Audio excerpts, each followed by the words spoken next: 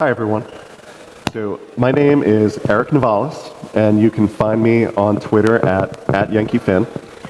My presentation is titled Functions as Interfaces Extend Everything, and the exclamation point there is to make it more exciting. All right. So what is this all about, and why are we here today? When we think about functional programming, we often think about its purity. And the first metaphor about purity that came to my mind was about fresh snow, so we're going to go with that. So functional programming is pure as the driven snow. Functional programming is composed of things like composable transformations, sequences of maps, filters, and reductions involving what we call pure functions. At least, we want our functions as pure as we can get them. We try to separate side effects like I/O and mutations out from our pure functions to make those functions easier to reuse and to test. There's a lot of knowledge and information out there about how to build solid software in this style. People often use a lot of metaphors comparing functional programming to math, or saying that it's beautiful and so forth. This presentation is not really about all of this nice part of FP, because the real world tends to be not quite so clean and pure as we would like. It's ugly. As professional working programmers, our systems live for a long time, and we're really bad at predicting the future. We will never get away from the need to safely change our business logic as the business's needs change. We'll always have some kind of a need to emit telemetry and logging to give us insight into our systems while we're developing them and while we're maintaining them and operating them. We will never be in a world where hardware, remote services, or third-party APIs are 100% reliable. So our systems need to be able to cope with that. And as developers, we need to be able to easily test our reliability assumptions. So all of this stuff is messy. It's essential, but it's often orthogonal to our core business logic. And so this talk is all about trying to help us deal with this aspect of our jobs more effectively. We want to be able to make these changes safely, quickly, and in a controlled manner. And to make our code easier to maintain and understand, we want a way to keep as much of this stuff, the stuff that deals with this operational complexity, out of our core business logic, so these concerns don't get intertwined. And we'd like to make as much of this stuff as generic as possible, because we want to minimize duplicated code. So I was searching for a good way to describe one technique that can help us with this. And I was looking around, reading some documentation and information, and surprise, surprise, I came across a nice, succinct description of some of the key concepts here from Scott Vlashin's F# for Fun and Profit. So I'll excerpt two quotes from that site here. So the first one is that an important aspect of functional programming is that, in a sense, all functions are interfaces, meaning that many of the roles that interfaces play in object-oriented design are implicit in the way that functions work. So we can think of any function in our program as conceptually a single method interface. Many programming languages impose a good bit of ceremony around creating a new interface. You need to declare a name for the interface, add some method signatures, then implementations of that interface need to declare that they implement that interface, provide concrete implementations of that interface's methods, yada, yada, yada. Like a lot of stuff. F# functions, though, are extremely low ceremony when you think of them as single function interfaces. The type inferencing performed by the F# compiler allows it to do something called automatic generalization. With automatic generalization, absent any concrete types that you might put in the declaration, the compiler will determine if the function has any dependencies on specific types for each parameter. To use a slightly janky metaphor, it tries to find the lowest common denominator for each type.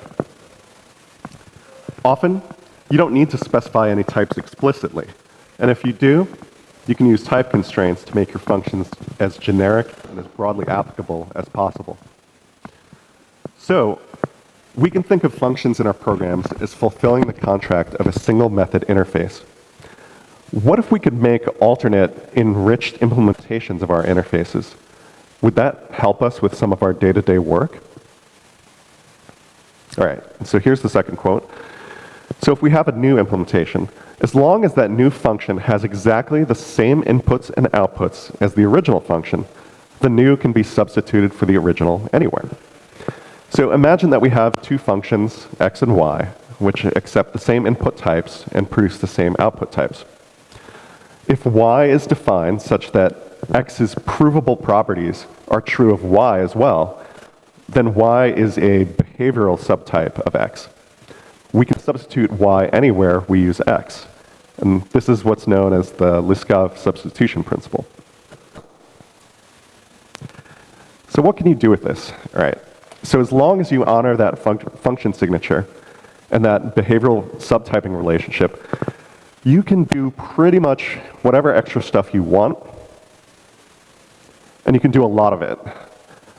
In the diagram, I've shaded the extra parts of y and z to suggest that these are performing some extra work unrelated to the core essence of x, which is still done in both y and z. So it turns out that, yes, this is a very useful technique to separate out a lot of that messy yet essential operations-oriented code. If you're familiar with the Gang of Four design patterns book, several of the patterns, like decorators, can be implemented easily in this manner. This can make it a lot easier for you to test, maintain, and evolve your code base. So my hope for what you get out of this presentation is some inspiration about where you might apply this technique in your own systems. Because of F# automatic generalization and support for generics and, as part of the language, it can be really simple to start using these techniques in your code. There's not a lot of boilerplate, and you probably don't need to disturb your core business logic very much. And you can adopt these techniques incrementally. The examples we'll be looking at will all follow a similar pattern. So each one wraps an underlying implementation of a function and adds a little bit of logic outside it. The signature of the resulting function is the same as the input. So in the example here, wrap of a function f from a to b will also be in a to b. And by doing this several times with different wrappers, your function can be extended with a lot of useful functionality. And your business logic would then look something like consumer here, where it takes as parameters the functions that it needs to do its job. Those functions could be really bare or mock implementations, which is really useful for your test code because it's very easy to set up. Or they could be extended with lots of other capabilities when you're running it in production. So consumer is a create function. You configure it with F1 and F2, which are just things that it needs to do its job. And then you're left with a function that, that will go from A to C. And that's kind of your, one of your business logic steps. You can apply this technique not just to standard synchronous functions, but to ones using F#'s asynchronous workflows as well. And interestingly, the implementations of all of these wrappers don't really change very much. The return type will get wrapped with an async, and the interior of the wrapper is bracketed within an async expression, and that's mostly it. So as an example, you have a cat function that takes a cat, and then you get back a cat wrapped in a sync.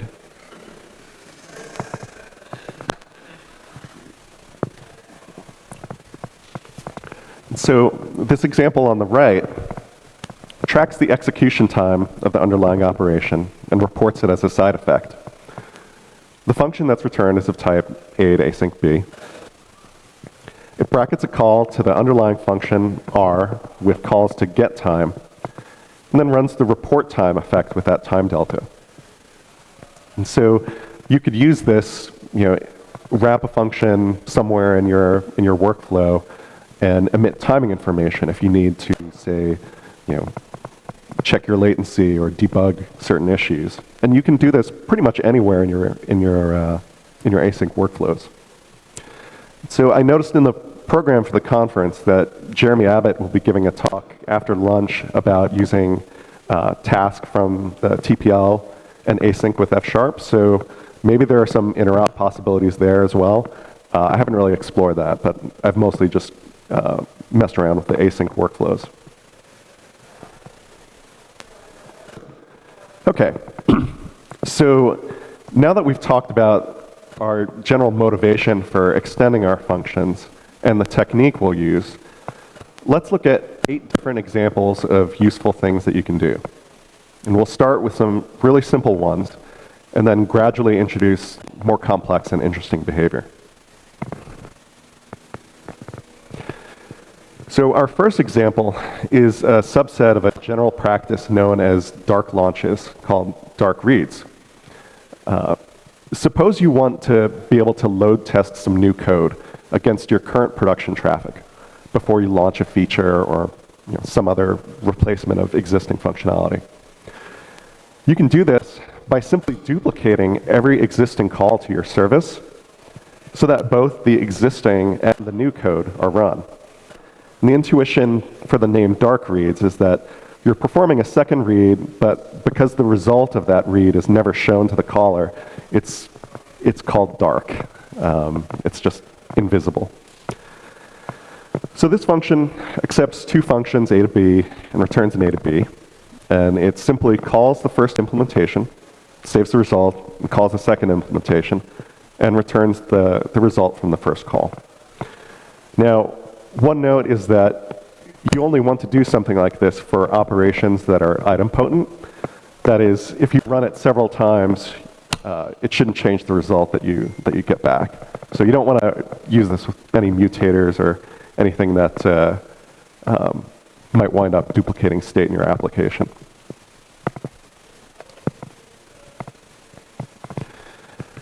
Our second example is a slight extension of the previous one. So imagine that now, instead of just wanting to load test a new piece of code, we want to validate that it returns the same result as an existing piece of code. Maybe we have a new set of optimizations, and we want to make sure that we haven't changed anything else about the function's behavior. Maybe we have a new database or a new storage backend that we want to migrate to, and we want to make sure that queries to the new system return identical results. This wrapper is almost the same as the previous one, except that now we compare the results of the 2 functions. If they're equal, we can run one side effect, labeled same here in the example. And if they're different, we can run another side effect, the one labeled different. And this gives us the opportunity to do things like print log messages about what the different values are, or update telemetry counters or observability counters, and so forth. So now, when you have a new implementation, you can not only test it against the same volume of production queries that you get, but you can also validate that you're getting the same results before you switch over.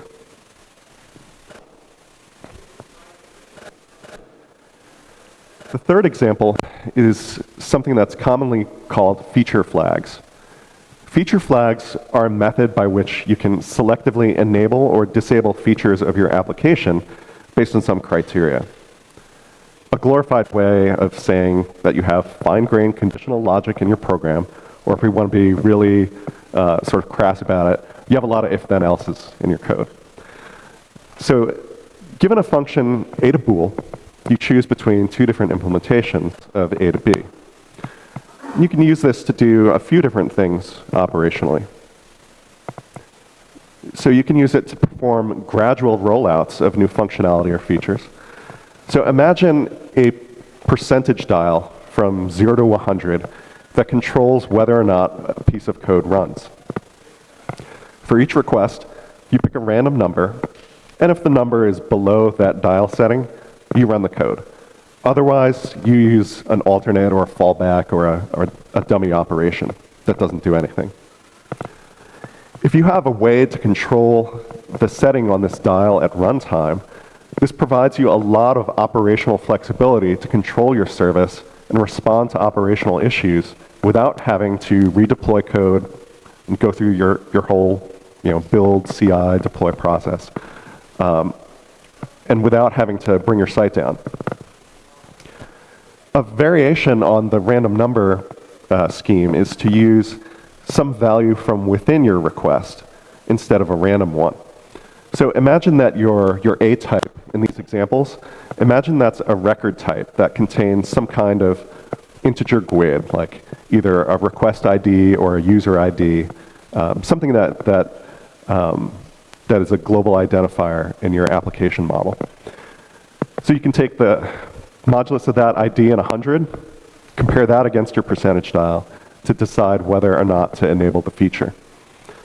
And the result of this is that as you turn up your dial, a stable set of requests or users will start seeing the new feature. It doesn't change per request. Another use case is for your function with feature flags to vary based on things like security permissions or other business criteria or roles in your application. So for example, you might have some things that you want only visible to internal employees of your company. Or maybe there are certain things that should only be visible to people, to customers in a certain geolocation. Things like that. Naturally, you can combine any or all of these techniques.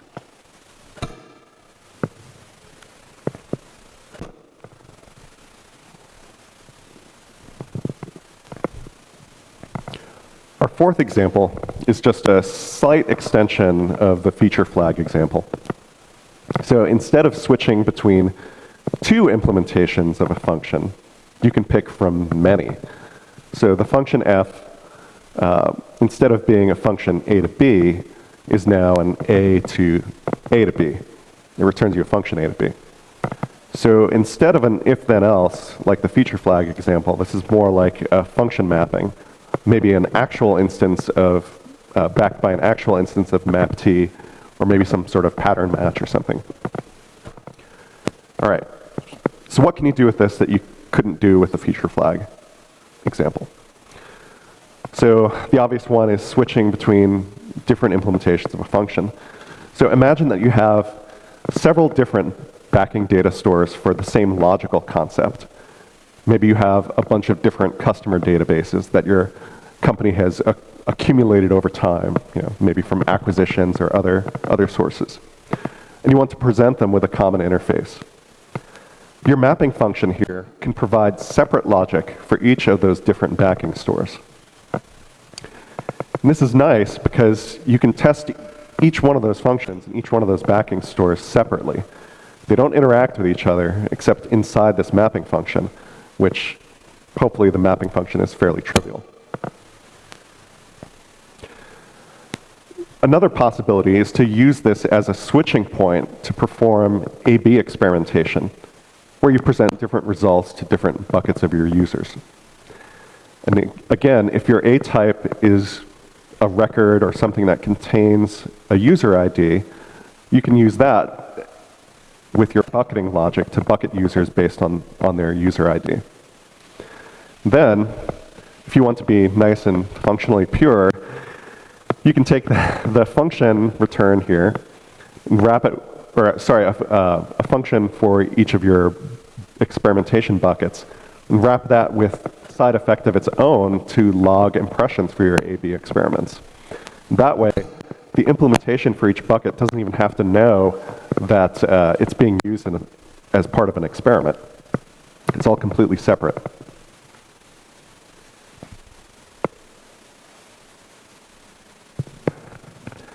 All right. Our fifth example is caching. So given a function a to b and some sort of cache storage, we can first check the cache to see if there's an entry corresponding to the value of type A. And if so, we can return that without ever calling the underlying function a to b. If there is no cache entry available, then we call that underlying function, and then store the result in the cache storage. And this will drastically reduce the cost of repeated queries on the same key. You can implement a lot of different strategies for cache eviction based on what your use case is. You can use sort of the simple least recently used scheme to evict things out of your cache, or maybe something based on a TTL, a time to live value. And with a time to live, you store the timestamp at which a value was originally queried in the cache alongside that result, and you expire the result after the timestamp plus your time to live.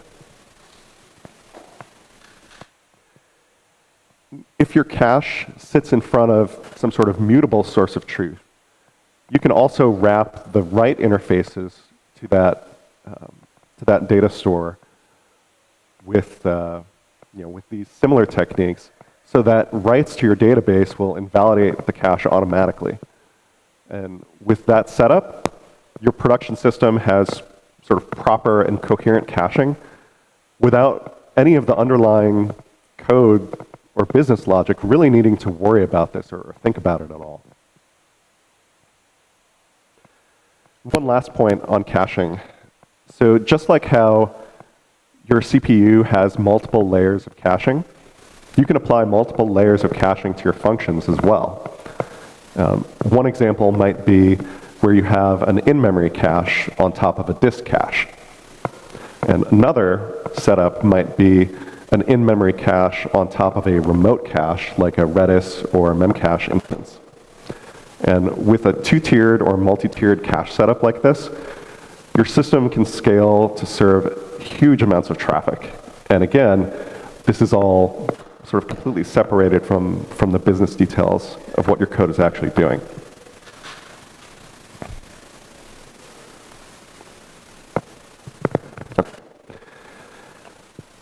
Our sixth example is retries, because our code exists in an imperfect world where things sometimes fail, but maybe they don't fail if we try them twice in a row, or maybe if we try again, maybe there's some hope that it will succeed. For an operation that might potentially fail, we can wrap it with some code that, given a particular class of errors, it might decide to retry the operation up to a certain limit of retries. One use case for this might be to retry a disk I/O operation on failure if a file is locked or in use. Another use case might be to wrap a call to a REST API over HTTP, because as I'm sure everyone in this room is aware, the internet is not quite as reliable as we would like, and sometimes things fail, and if you try it again, you hit F5 to refresh something, hey, now it works. So the general idea here is to wrap the operation, catch exceptions, or otherwise check if the operation succeeded, and giving a filtering function on those exceptions, recursively try again if we still have retry attempts remaining. We might treat certain exception types as non-retriable. For example, if we get a positive signal from a system that retries are never going to succeed, for example, an HTTP 410 gone result, then we would want to not retry anything. Another example might be for HTTP put or delete operations, things that might mutate a remote data source. We might only want to retry connection or transport failures and not application level failures. And in the async version of retries, you might also want to change things up a little bit by attaching some sort of delay or back-off scheme before you retry. So retry policies and retries in general are an enormously complicated topic, and your policies can get extremely complicated. The example here is just about the simplest and most brain-dead one that you could imagine. But it's worth mentioning that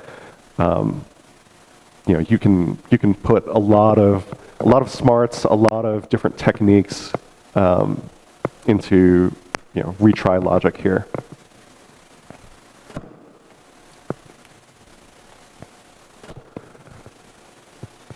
The seventh example I'll discuss is what's known as a circuit breaker.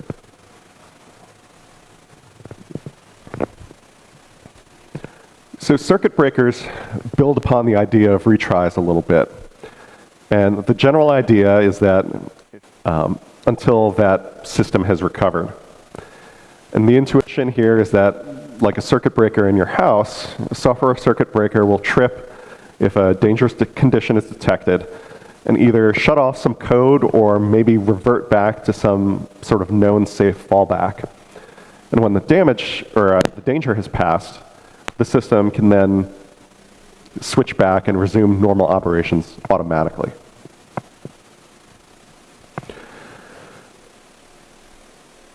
So to implement a circuit breaker, you can retain a rolling history of success and failure results from your function. And whenever you call your underlying function, you add to your history. If your success rate, some metric derived from your successes and failures, when that drops below some specified threshold value, you trip your circuit breaker and you start using your alternate implementation, whatever that might be. And just like with caching, there are different strategies that you can use to figure out your rolling window history. It might be time-based, or it might be just based on the last n number of requests. So the circuit breaker it's a key part of implementing a resiliency strategy known as graceful degradation, where you can still return partial results or static results in the case of a system failure. So if you imagine maybe you have some sort of personalized recommendation system for users. And suppose that as part of your resilience strategy, you want to be able to fall back to, you still want to provide some sort of recommendations or some sort of list to users who are visiting your site. But, if you're having issues on your back end, you want to kind of dial back things gradually. And so maybe you do things like, in response to failures, like you decrease the number of recommendations that you request from your underlying system. And maybe if that fails, maybe you start going back to, maybe you have some cached results that might be a little stale for a user, and you try using those. And if that fails, then maybe you fall all the way back to some sort of statically computed set of results, something that is pretty much guaranteed to succeed. And it might be really suboptimal for your business, or it might be something that you don't want to fall back to in case of emergency. But if if everything is failing, this may provide some sort of bulwark or way for your customers to still get something done, even if everything else is on fire.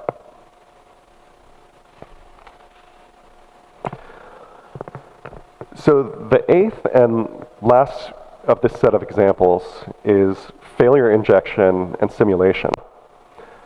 So this is, implementation-wise, it's a little extension of like the feature flag example, where it's just really some if-then-else logic, where we choose randomly between a normal implementation of a function and one that throws an exception or otherwise misbehaves. And you can use this to simulate failures in other systems that you call. And this is useful not just to test your error handling at different places in your program, but to test how the SLAs of all of your dependencies affect your ability to maintain your SLA to your callers. You can also inject not just failures, but latency into your functions. And this can give you a better idea of how your program will react to different network conditions, or how it might react when your dependencies are overloaded or responding slowly.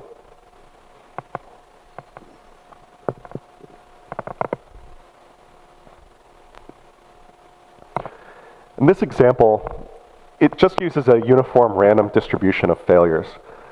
If your use case calls for it, or if you have specific scenarios that you would like to test in your application, you can simulate much more complex distributions as well and test, both for failure testing and latency testing. This technique can be useful if you want to simulate experiences for users that are on developing countries or poor network conditions. 3G mobile, or I guess 2G is not really not really a common use case anymore, but you can use this to test a lot of different scenarios about how your application will behave in bad conditions.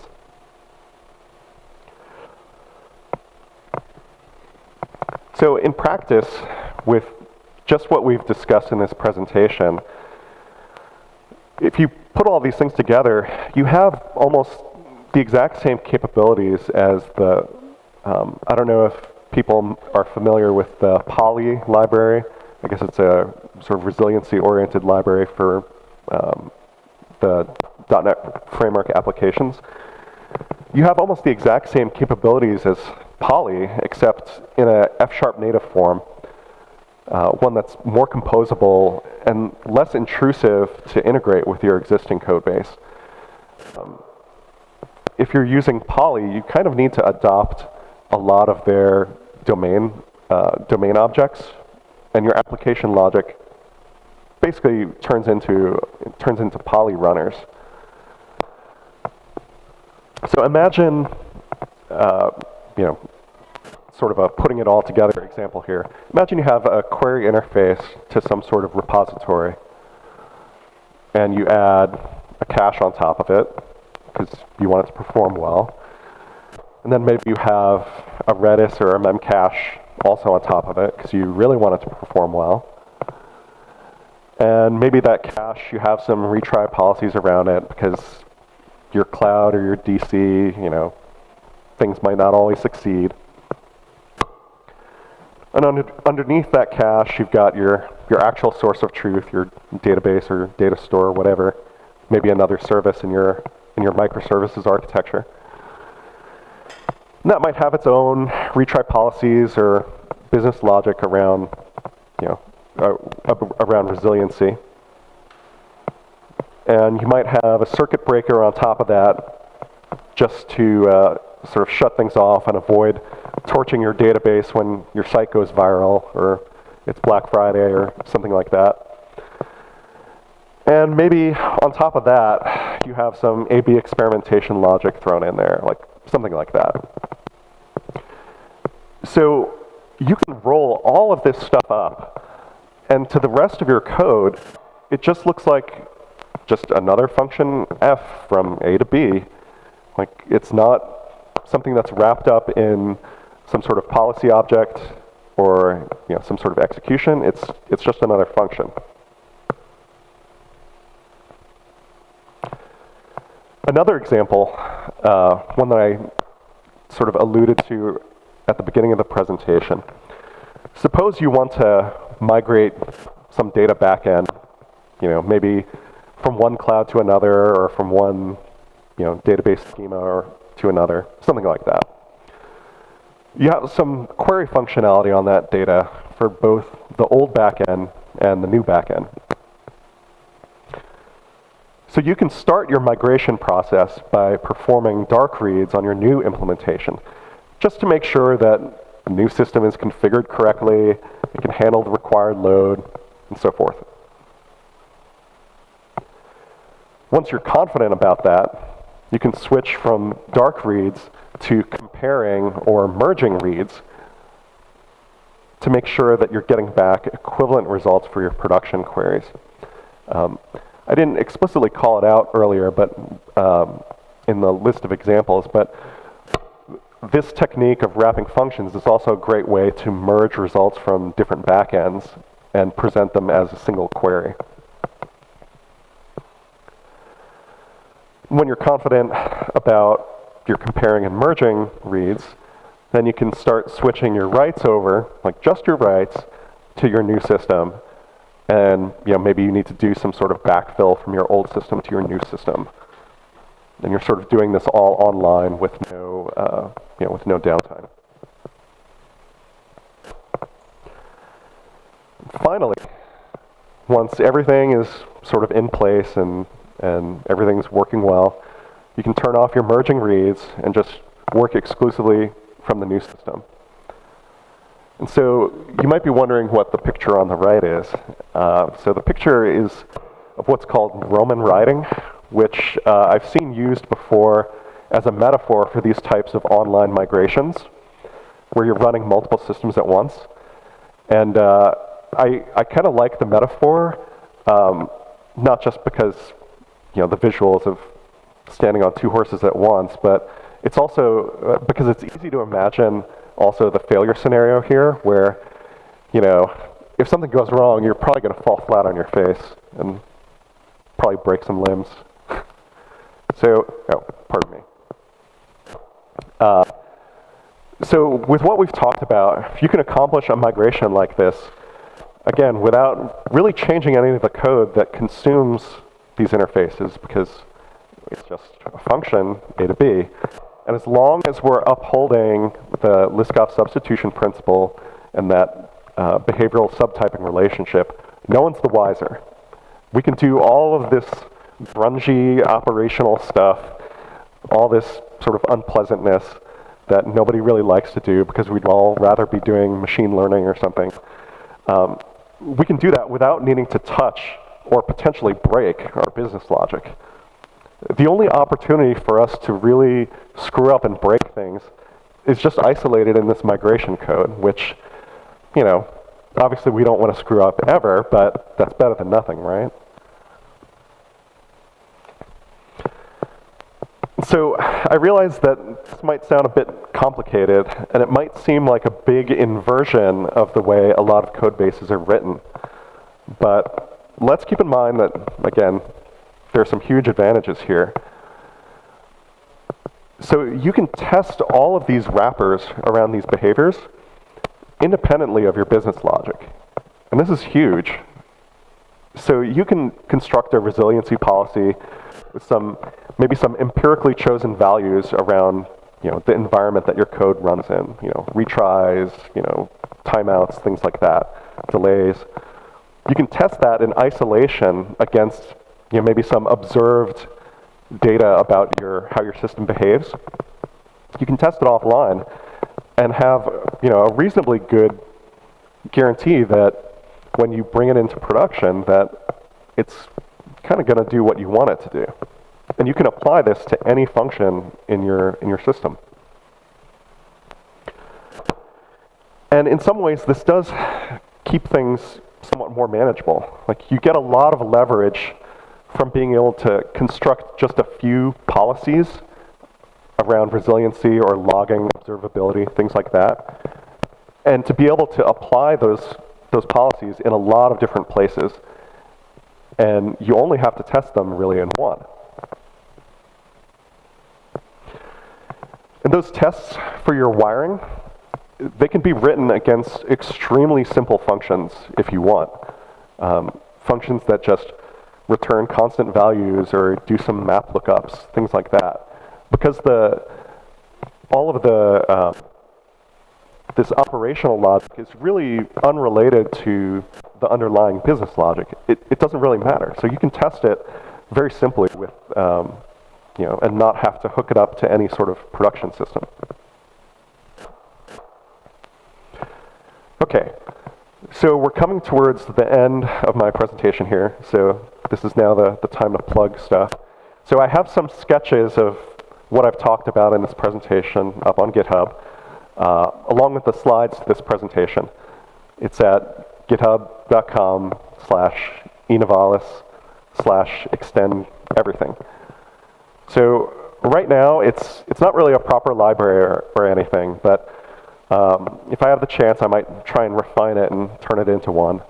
There are tests, comments, a couple of examples, so please check it out if you're interested. And now it's time for questions. So what questions do you have, and what would you like to hear more about? We have the microphone over here, I think.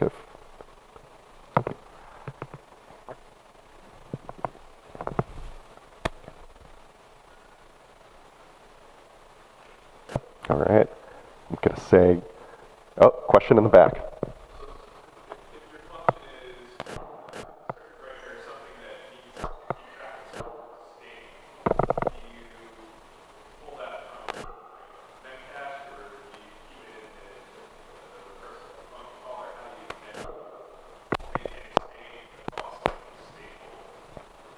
Okay, so the question is, if you have something like a circuit breaker that needs to maintain state, where do you sort of store that state?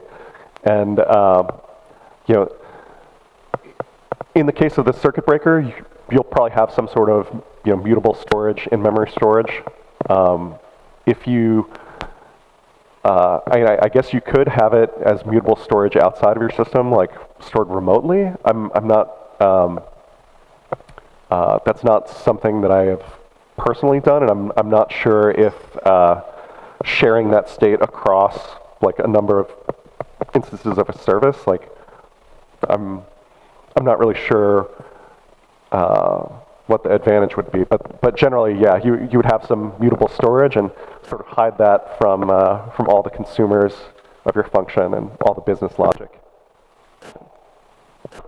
Another question?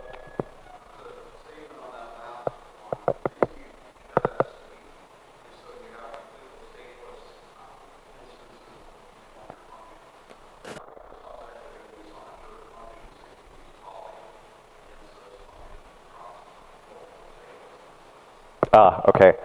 That's a good clarification. So the comment was that having the mutable state in external storage, like out-of-process storage, allows you to share it across things like Azure Functions and AWS Lambdas. I guess my personal background is I'm working in sort of more private cloud or like private DC stuff. So that's actually not something we wind up using. Yeah.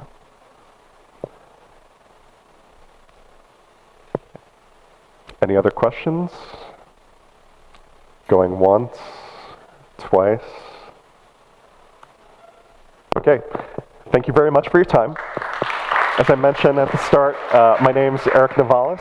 You can reach me on Twitter at YankeeFin.